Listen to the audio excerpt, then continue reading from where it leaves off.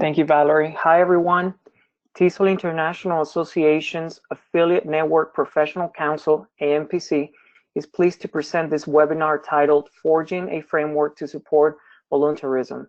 Our speaker is Dr. Nikki Ashcraft. We're very pleased to welcome all of you to this webinar. As I shared, my name is Luis and I'll be your moderator for today's event.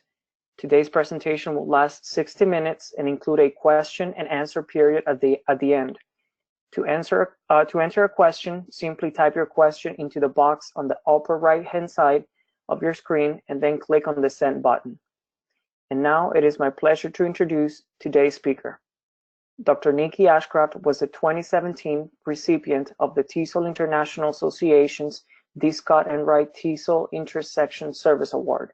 She's currently a member of the Awards Professional Council, where she coordinates the Virginia French Allen Award for Scholarship and Service to TESOL International affiliates. Nikki, welcome to the program. If you're ready, please, let's get started. Thank you, Luis, and hello, everyone. Thank you so much for joining us today. We will be talking about forging a framework to support volunteerism. When we think about volunteers, it's not just other people, right? We are also all volunteers. I'm a volunteer leader in the TESOL International Association, and all of you, I assume, are also volunteers in your local and regional affiliates. I've also been a volunteer in a number of adult literacy organizations in my community, and I've been a volunteer manager as well in adult literacy programs. So I know the idea of volunteerism is not an abstract one for any of us. We all have personal experience with it. And as we go through the different topics today, I'm sure that some of your own experiences as a volunteer and with volunteers may come to mind.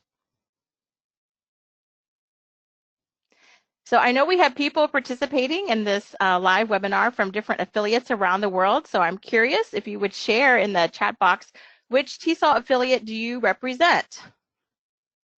Do we have any Maryland TESOL? I'm in Tex TESOL 5. Yakut TESOL, Brazil TESOL, Intermountain TESOL, TESOL Greece, TESOL Kuwait. Wonderful. Massachusetts. Great. So we got a mix of US affiliates and international affiliates. Korea TESOL. Thank you for sharing. So the topics that we're going to cover today are volunteer recruitment, matching volunteers with volunteer tasks, orientation and training of volunteers, supervision and feedback, and acknowledging volunteer contributions. So our first topic is volunteer recruitment. Before we can manage volunteers to get things done, we have to have some volunteers. How can we recruit the volunteers we need to carry out the functions of our organization? The first step is to analyze our volunteer needs. So on the slide here are some questions that we should ask ourselves. What tasks do you need volunteers for? For example, assisting with on-site conference registration, reading conference proposals, editing a newsletter. Those are some tasks that we need volunteers for. But what are the specific responsibilities, or what are the specific steps in carrying out those tasks? So if the task is assisting with conference registration, the responsibilities might be to accept payments for conference registration, to print name tags, to distribute tote bags. So there are specific responsibilities associated with that task. How many volunteers are needed? So you just need a few volunteers, or do you need large numbers of volunteers? What is the time frame that this task is going to be completed in? So if this is a task that can be completed in one day, like helping with the on-site registration, that's a short-term time frame. Or is it a task that requires a commitment of months, like conference planning, or years, like serving on the board of directors? So what is the time frame that you expect the volunteer to be involved? What is the time commitment for the volunteer? So how many hours will the volunteer be expected to work on this task every day or every month? And do the volunteers need any special skills? For example, a newsletter editor may need to know how to use Microsoft Publisher to produce the newsletter. A person who is the association's treasurer may need to know how to use Excel or QuickBooks to maintain financial records. Are there other criteria that you expect the volunteer to meet? Maybe you want the volunteer to have been a member of your association for so many years, like 3 years or 5 years.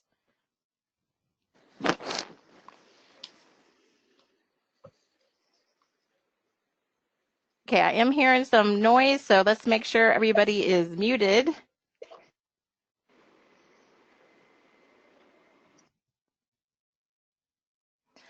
Okay, so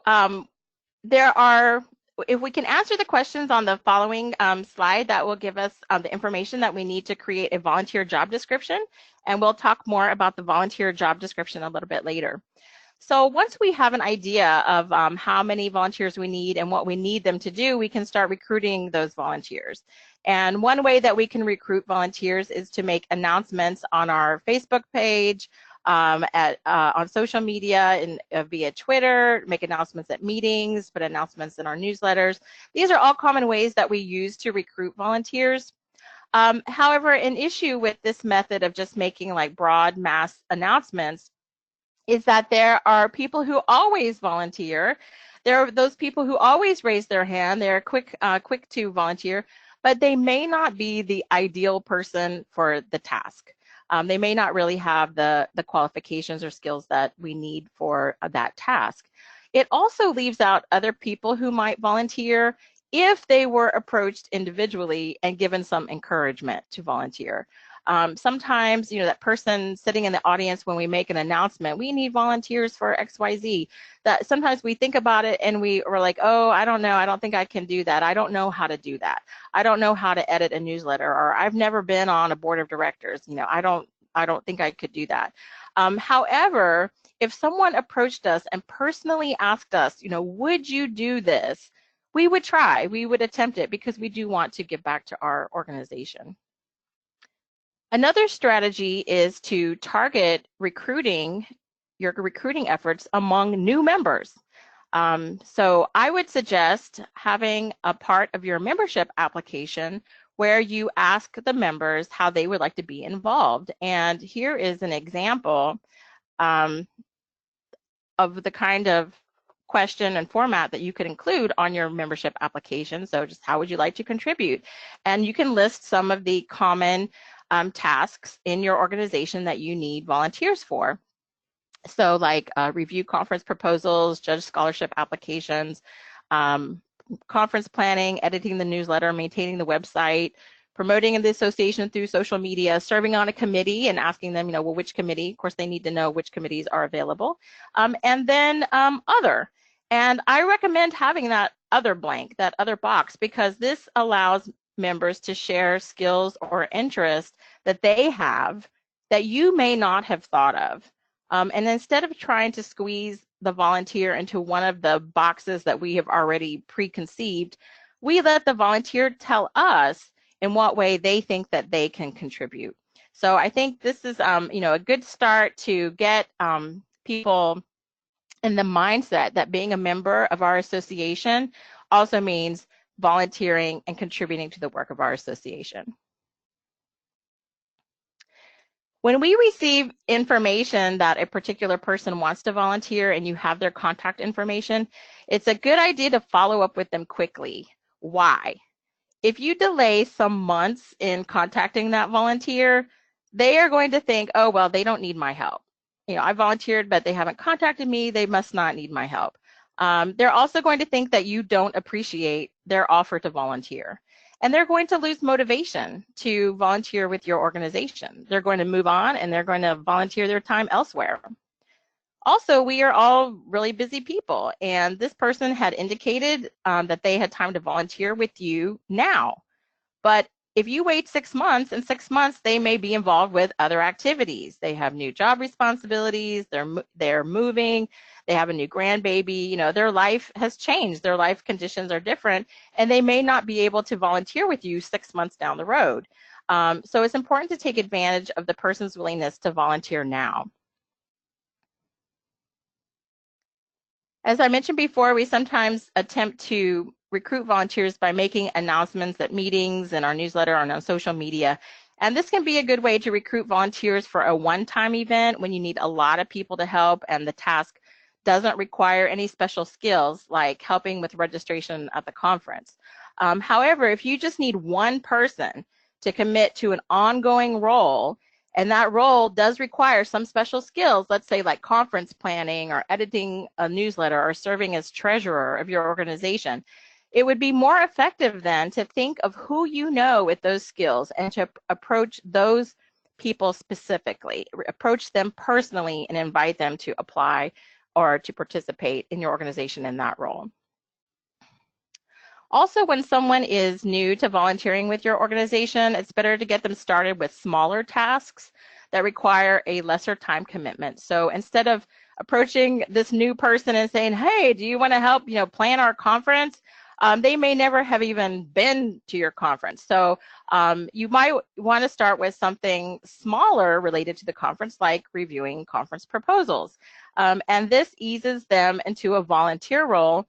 It helps them to build relationships with other people in your organization, to see how things work in your organization, what kind of activities you do and how you normally carry those out. And it allows them to build their skills so that they can take on larger and larger tasks, over time.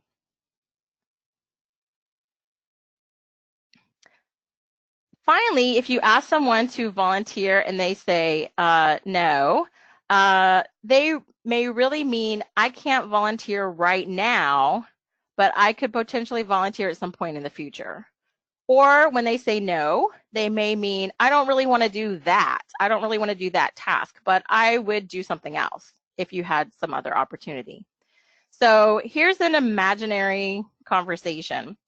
I approach Lisa and say, Lisa, the conference is coming up in 6 months. We need help getting sponsorships for the conference. We need people to contact local businesses and publishers to ask for their support, either financial support or in-kind support. Can you help us with that? And Lisa says, no, sorry, I can't. Now, this does not mean that we should just X Lisa off our list of potential volunteers and, just cross her off and never approach her again. Instead, we could come back with a different task. So when she says no, she doesn't want to, or she cannot help getting sponsorships, we can come back asking, would you rather do something else? We also need someone to pick up our plenary speaker from the airport and take him to his hotel on Thursday night. Can you help us with that? So I've responded with a different task that doesn't require as much of a commitment as the first task did. And Lisa might agree at this point. She might say, oh, sure, I can do that. I'd be thrilled to meet him. Wow, he's so famous. And just send me the flight and hotel information. Or she might still refuse. She might say, no, I'm sorry. I have a lot on my plate right now. I just can't take on any more responsibilities.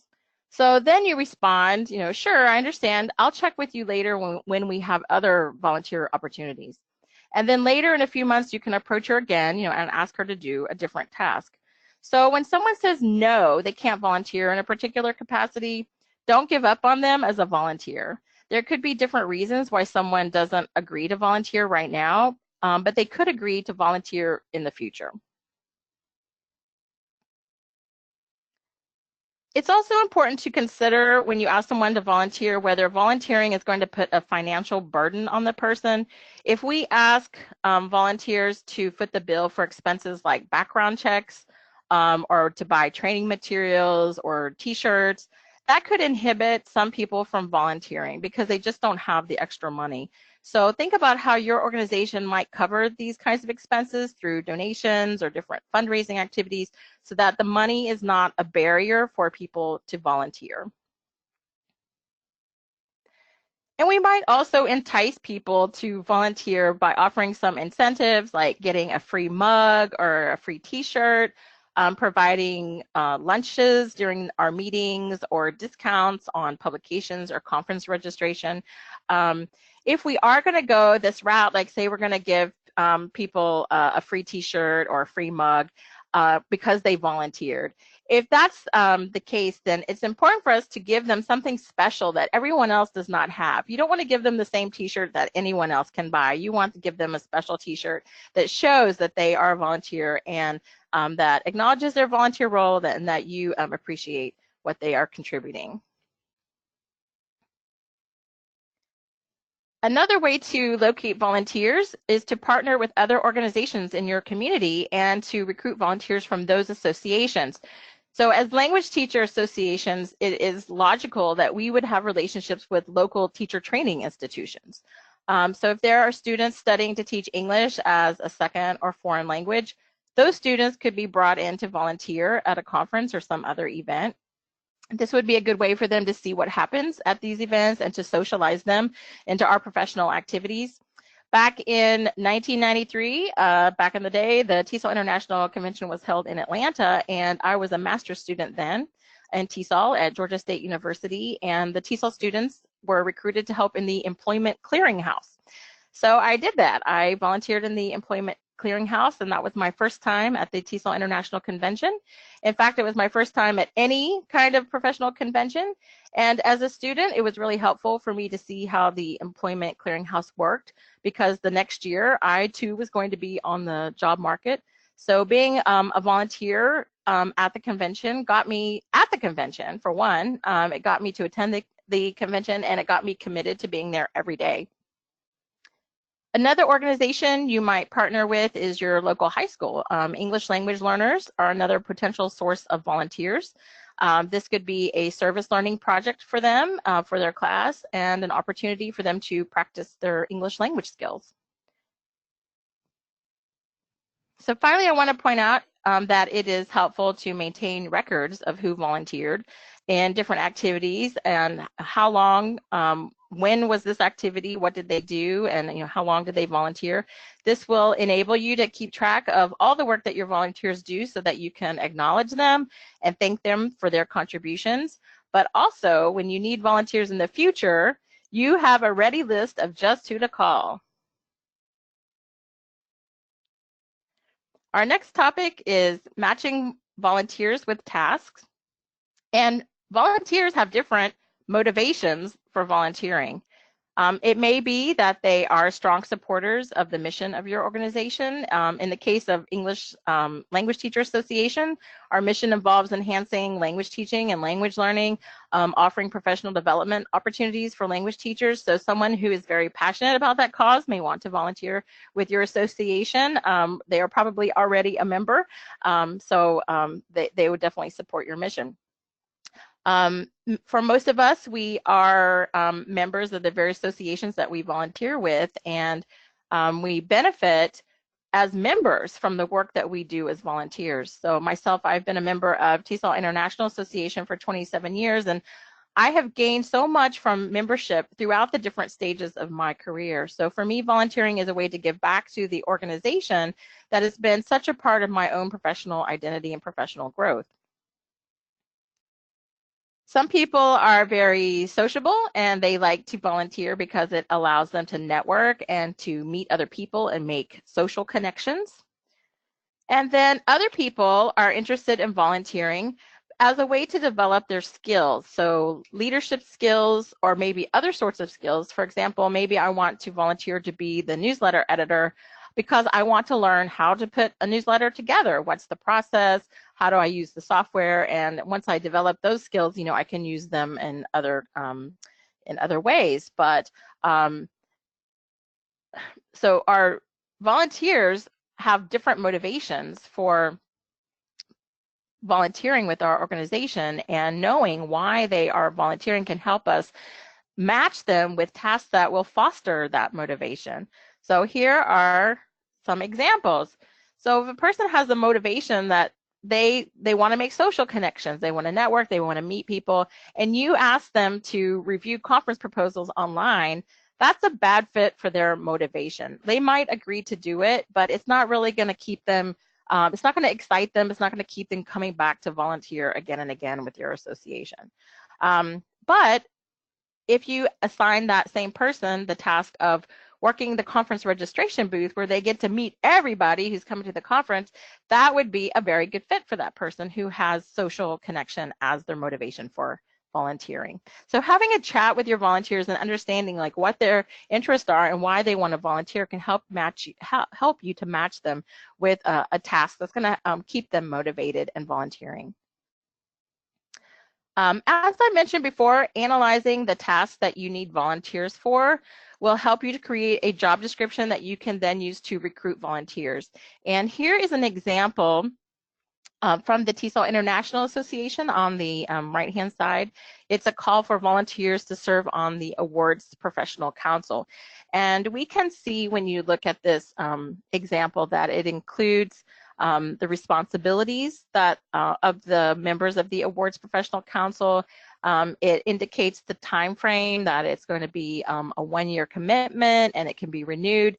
It talks about how much time the person will spend each month, 5 to 10 hours.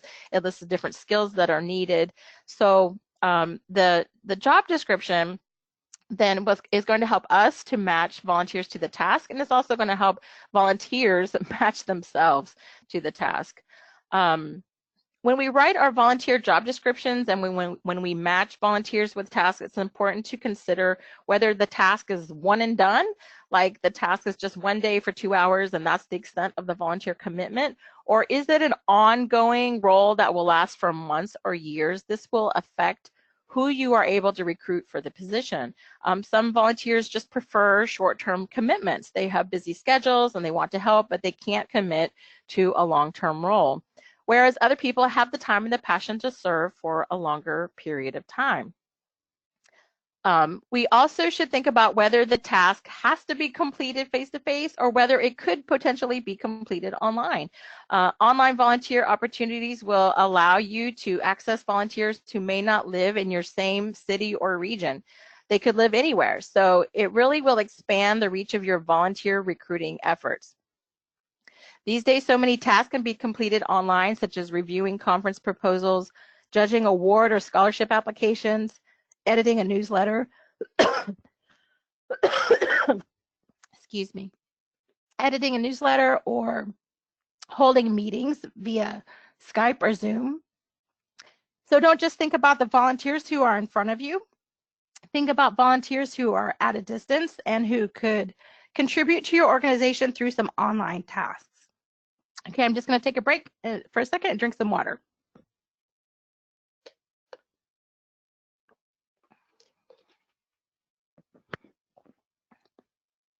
All right, so once we have our task defined, and we need to know what skills the volunteers are going to bring to the organization so that we can help match the volunteers with the tasks that they can confidently do and which tasks can play to their strengths. It would be helpful then to ask volunteers to apply for certain roles and to list their skills and experiences, or to submit a CV so that you can evaluate who is best for each role. Let's move on now to the orientation and training.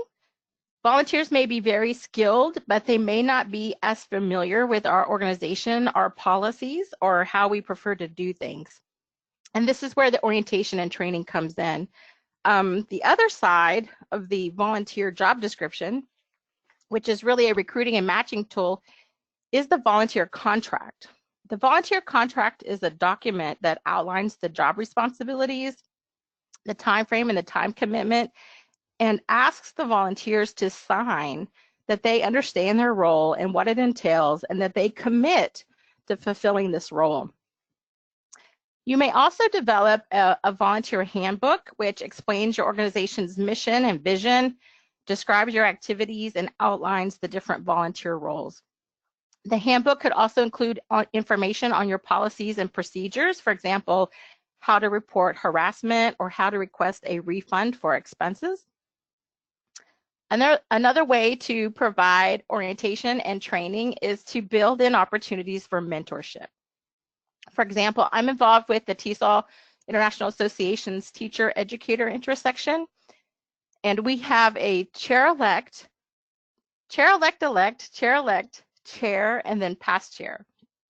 So when you come in as chair-elect, there are 3 people on the team who have been in your same role, and they can guide you on what your tasks are and how to complete them. So having this overlap between new people coming in and experienced people lingering around allows for mentorship to occur. You might also have 2 people in each role with overlapping terms. For instance, you might have 2 co-editors for your newsletter, and each person serves for 2 years. So one person might serve 2019 to 2021, while the other person serves 2020 to 2022. So there is that 1-year overlap in their service when one person can mentor the other.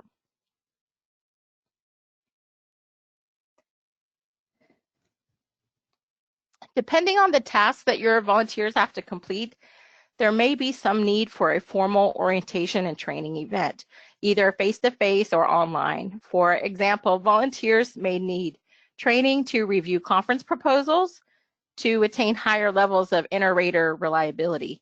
So if you have a formal training event, it's great to include some community building activities. As I mentioned before, some people get into volunteering because they want to network, they want to make social connections, and the community building activities will help people to get to know each other. They will feel more comfortable working together and not as shy to ask questions or to ask for help. Also, we need to recognize when we need to send our volunteers for training from outside experts. For example, you may need someone to volunteer as a treasurer for your organization, but there may not be anyone who has experience as a treasurer. There isn't anyone familiar with accounting or financial practices. So what can you do? There may be someone who is willing to volunteer, but they don't have the necessary skills. In this case, you may need to send this person to some external workshop to get the training they need. So in the United States, the Small Business Administration offers workshops for nonprofits in the areas of marketing and finance. So this is one source you might look for this kind of training.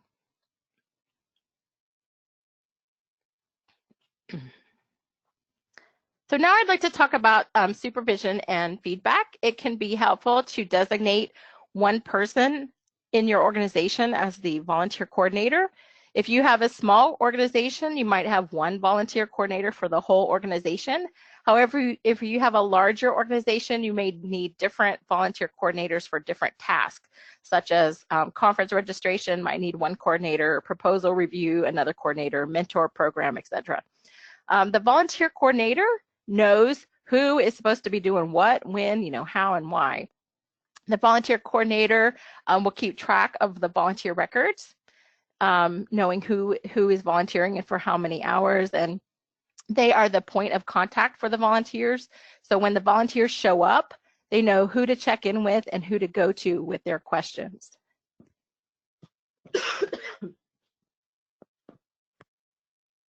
If your volunteers are helping at an event, it can be helpful to distinguish the volunteers from other participants by asking them to wear t-shirts that say volunteer or to wear a special button or name tag so that the volunteers are easily identifiable. And of course, we will need to recruit more volunteers than we think we actually need because some volunteers may not show up or do the task we've asked them to do. So having some extra volunteers on hand can ensure that everything continues functioning as planned.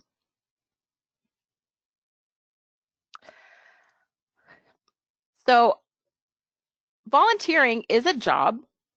And so just like any job, we need to give our volunteers feedback on their performance. So we would want, if we have a long-term volunteer, we would want to be able to check in, meet with them occasionally, and to let them know what are some of the things that they are doing well.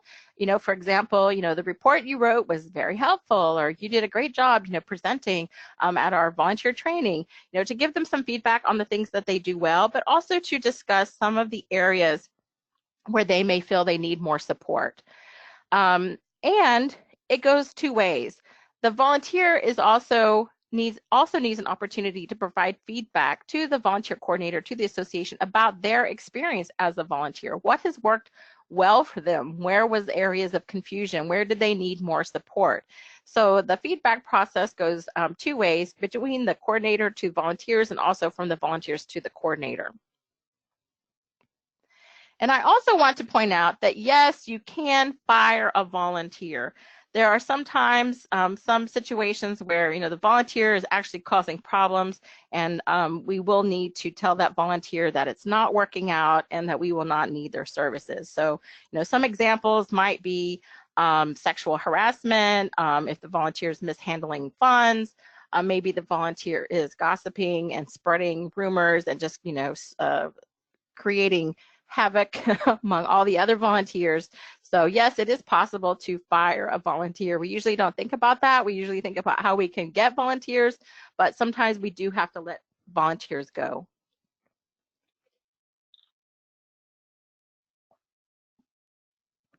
So I want to talk now about acknowledging volunteer contributions. And I want to share with you two scenarios that I have personally experienced. The two scenarios are very similar. The first scenario, I was a volunteer in an adult literacy organization, adult literacy program. I was a teacher. I taught a writing class, a level 1 class, 1 day a week. It was 2 hours, a 2-hour class, and I did that for the entire year.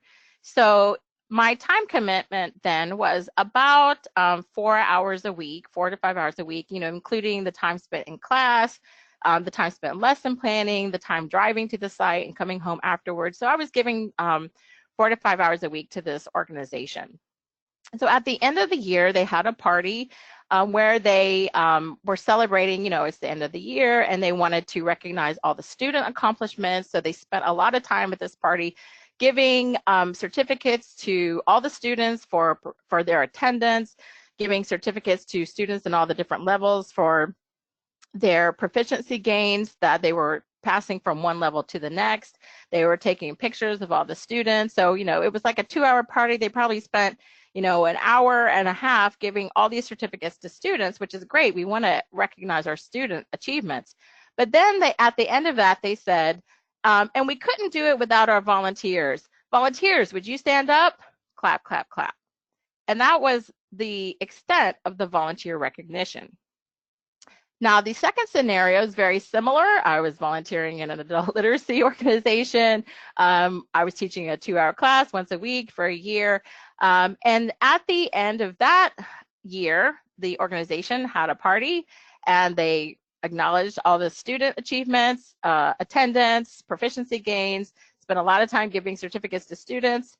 But then they said, we want to recognize our volunteer teachers. And they called up the teachers by levels. It's like, we want to recognize our level 1 teachers. And they called each of the teachers up by name, and they gave the teachers a very small token gift. It was just, it was a plastic water bottle with an inspirational saying on it. So it was not anything very expensive. They probably only cost $1 or $2 a piece. And, you know, took pictures of the teachers for each level. And they did this for each of the levels. So, you know, as a volunteer, then they called my name. They said, you know, level 1 teachers, Nikki Ashcraft, here's your gift. Thank you so much. And taking pictures. And I felt much more appreciated in the second scenario, even though, you know, I had basically done the same volunteer task in both organizations. But in the second organization, I was recognized by name. It was spelled out what had I contributed, what had I done, what was the volunteer task. Whereas in the first scenario, it's just like, and thank you to our volunteers, clap, clap, clap. I mean, no one was recognized by name. No, we didn't know what the different volunteers had done. So I felt underappreciated in the first scenario, and I felt much more appreciated in the second scenario. So I'm sure we've all had experiences like that, where we've done a lot for an organization, and then it just seems like nobody even noticed. So of course, you know, we're volunteers and we're doing it for the good of the organization, but, you know, if we aren't able to acknowledge the contributions of our volunteers, they may not, you know, continue volunteering because they don't feel like they're really making a difference. So what are some different ways that we can acknowledge our volunteers, the contributions that they've made to our organization. So of course, we can verbally recognize volunteers in meetings and events. So just, having them, when we have our next business meeting, we'd like to thank Joan for editing our newsletter. It looks great. We have so many, more articles now. Stand up, Joan. Thank you so much. So we've recognized the person by name. We've said what tasks that they've done for us, how they've contributed. That doesn't cost anything. Very easy to do. Only takes a few minutes. Other ways are by presenting certificates or plaques, thanking volunteers. And here we have a picture from TESOL International Association, some of our TESOL leaders in previous years receiving plaques for their contributions, their volunteer leader contributions to the organization. We could also send a formal letter of appreciation or handwritten thank you cards to our volunteers. And that's a very nice personal touch. People get a handwritten thank you card. They might keep it for a long time because it's going to be very meaningful for them. And these sorts of recognitions, like getting certificates or formal letters of appreciation, can be very important in some cultures. In some cultures, people need documentation of the volunteer work that they've done to be able to show to employers or for promotion, things like that. So having that formal recognition can be very important in some cultures. So other ways that we can acknowledge volunteer contributions is by recognize volunteers in our newsletter or on our website. We could, just have a list of volunteers. Thank you to these volunteers for helping with registration. Or we might decide to have a volunteer of the spotlight, like a volunteer of the month, that we highlight that person and say, here's the person, tell us something about them. What are the different roles or functions that they've volunteered in over the years? So that's another way to recognize volunteers, either providing a list of volunteers or like highlighting or spotlighting different volunteers every month. We might hold an event such as a breakfast, just like a low-key event, just for the volunteers to thank them for their service and also provide them another opportunity for some social connection, that social interaction.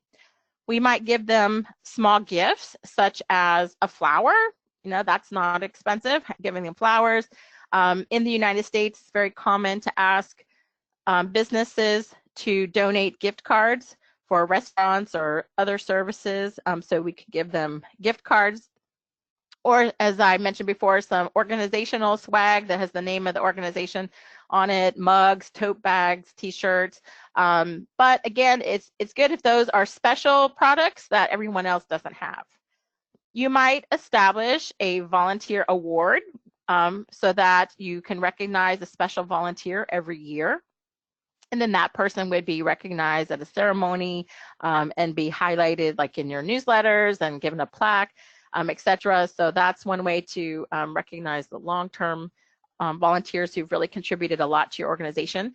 And a final way is to nominate a volunteer from your affiliate for TESOL's Virginia French Allen Award. And I want to give a special plug for this award now because I was the coordinator of this award on the Awards Council this year. So the Virginia French Allen Award is for scholarship and service to TESOL affiliates.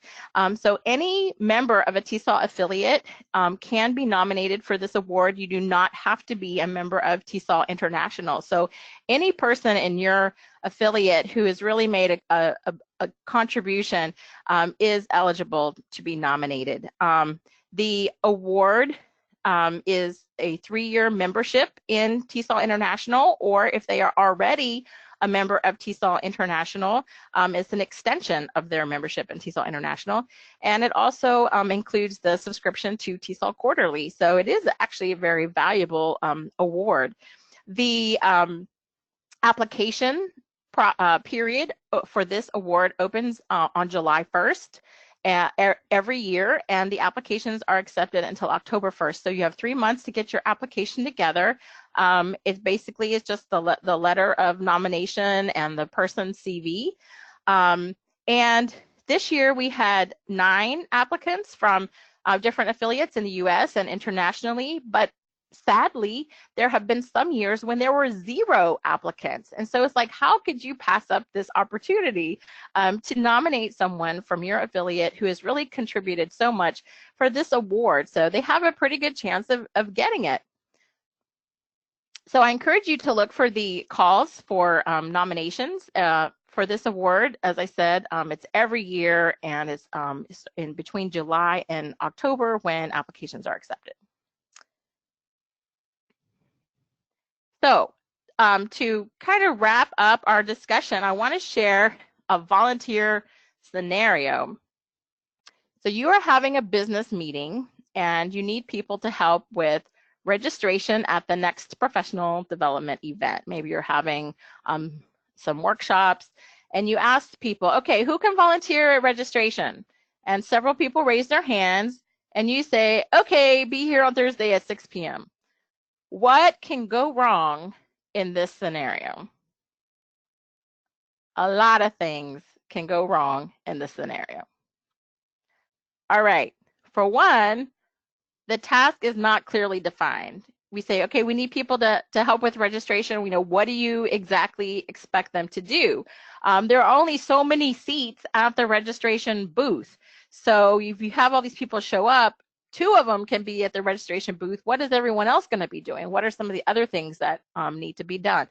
So the task has not really been clearly defined. The volunteers do not know who to report to, so they show up and there's other people there and they're all mingling around, and they're trying to find out who, what do I do, and who's gonna tell me who's in charge here. You haven't collected information on who the volunteers are. They just like raise their hand, so you didn't get their name, you didn't get their contact, so you don't really know how many people are going to be there. And on the day of the event, there's no way, if the people aren't there, there's no way to find out if they're going to show up. If the event starts at 6 and the volunteers show up at 6, then that doesn't allow time for adequate orientation and training. Now, something like this, where maybe they're just helping pass out tote bags or give directions, it probably doesn't need a lot of time for orientation and training. Maybe they could just come like 1 hour before the event starts to get their orientation and training. But you need to allow some time for that so that everything runs smoothly. There may be some volunteers who don't show up. Just saying, raise your hand, who's going to come, is not really a big commitment. You didn't write down their name, they didn't sign a volunteer contract, so there's a good chance that a lot of these people may not show up. And since you haven't collected information from the volunteers, it's going to be hard to acknowledge them later, to be able to thank them for the service that they did on that day. So the topics that I have covered today is our volunteer recruitment, matching volunteers with tasks, orientation and training, supervision and feedback, and acknowledging volunteer contributions. So I know that all of you have ideas from your association on how you recruit, manage, and acknowledge your volunteers. So I want to invite you to share your ideas on Flipgrid. I created a Flipgrid. You can see the link there that you can go to it. So Flipgrid is basically a place where we can collect or compile recordings, short videos, up to 3 minutes of ourselves sharing some of our tips for volunteer management. So you can click on the link. I'm not sure if the code here is going to work very well on the screen. You might attempt to go to the Flipgrid using that as well. And I have a short introductory video there, but basically you just need to click on the green plus sign so that you can add your video sharing your ideas. This will give you all a chance to interact with each other and share some of your tips. And also the people who watch this recording later will also be able to access the Flipgrid to hear your ideas on recruiting and managing and acknowledging volunteers. When you go to the Flipgrid and you click on the plus, it will ask you to log in with either Facebook or Gmail, or not Facebook, Hotmail or Gmail. And so but there won't be anything else that you need to do in order to upload your video and share your ideas. So I thank you for participating today. I'm going to turn it over now to Luis to see if there are any questions. Great presentation, Nikki. Thank you. We have two questions from Larissa. Larissa, would you like to ask those questions to Nikki? And I'm going to share them here also in our chat box here. Hi, can you hear me? Yes. Hi, Nikki. I'm Larissa from Yakutsk in Siberia, Russia. So Yakutsk has been partnering with Texas 5, and you mentioned that you're from Texas 5, right? Yes, I am in that organization. Yeah, we are going like 3 people from Yakutsk presenting on February 8th, which is like in a next week. Yeah, I'd love to discuss the opportunities and also the job description for volunteers to support the partnership if it's possible. Okay, I'm actually not a leader in TextTSOL 5. I'm a member of TextTSOL 5, but I'm not part of the leadership team there. But sure, you could send me, and I'm going to go ahead and tell everybody here my my email is gonikki@hotmail.com. And so anybody can send me an email if they need to get in touch or want to just discuss issues in your organization. Okay, you are not on the board, unfortunately.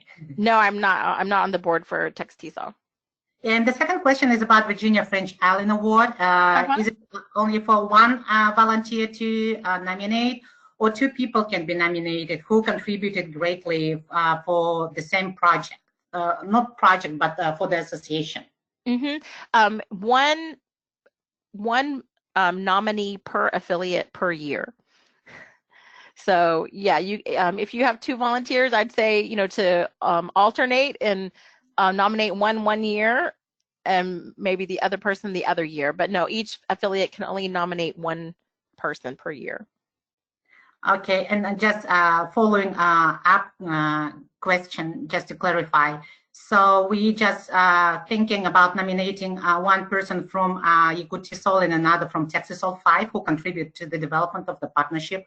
Is it possible to have like 1 proposal or 1 application from 2 associations?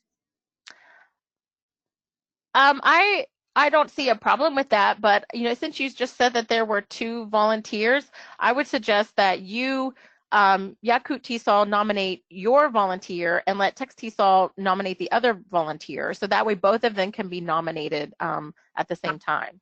Okay, sounds good. Thank you. You're welcome. Were there any other questions? No questions from me. Okay, Luis? Okay. See you in Dallas soon. Great.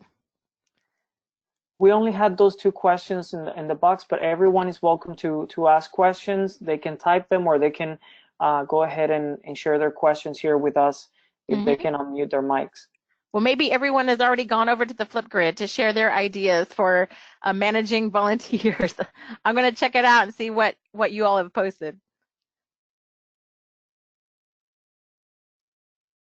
Yes, and we have hi Efrain. We have another comment here from Efrain.